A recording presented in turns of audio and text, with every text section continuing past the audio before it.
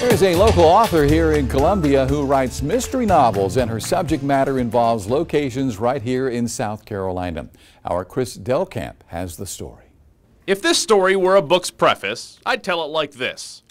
The day was warm and bright as I made my way to cover the story I had scheduled about a local author with stories of her own. I write fiction, contemporary fiction, mystery. Me, an ambitious local reporter, she, an author of numerous books, the plot of her stories all based in South Carolina, a place she knew well. I grew up in South Carolina. But today was different. Today, the author becomes the story, and the reporter becomes the author. Her pen name is C-Hope Clark, and while working for the Department of Agriculture, she began to write what she loved most. Mysteries. I wrote during breaks. I wrote in the morning. I wrote in the evening. I wrote on the weekends, to the point I was writing 20 hours a week while working a 50-hour-a-week job.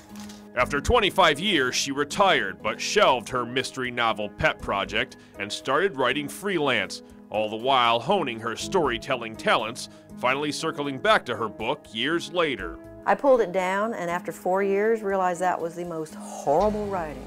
It's so bad, but I had written every day since then, freelancing, writing for magazines, writing for blogs, whatever, for pay, that my writing had improved such that I pulled that book out, I threw it away, kept an outline, wrote it over again, and started pitching agents. There's some common advice given to new writers: write what you know. The ideas for the plot of Clark's books came right from her experience she had while working with the USDA. Albeit now, the story is transformed into a thrilling murder mystery.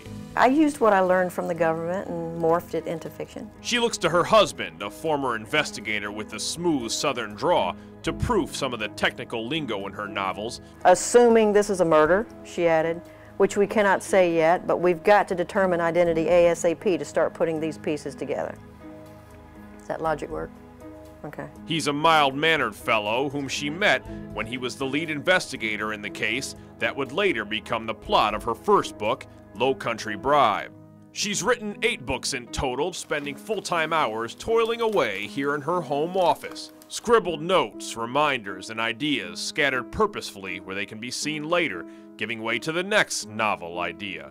Book number 9 in this case. The book I'm writing now is actually a crossover. And my publisher asked me to do this. I have 2 series. There's 4 books in each series. They want the protagonists in each series to meet. And while it's easy to get wrapped up in a good mystery novel, it's another level altogether when a reader has access to plot locations. You know, I use real streets, real locations. People have actually taken my books and run down the roads, knocked on doors, and tried to find where things happened. But in the vast nebula that exists within our minds and our constant quest for discovery, we must remember that this is just a story. One lady asked me about one book. There was a death in a barn out on Edisto Island, and she goes, I could not find that barn. I said, I stop where the bodies drop. I don't put those in real places. That's all fiction, for obvious reasons.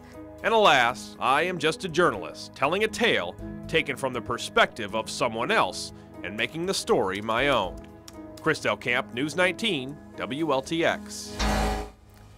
Well, Clark is going to join Chris Delkamp live in studio Saturday morning to talk more about her newest book, Newbery Sin.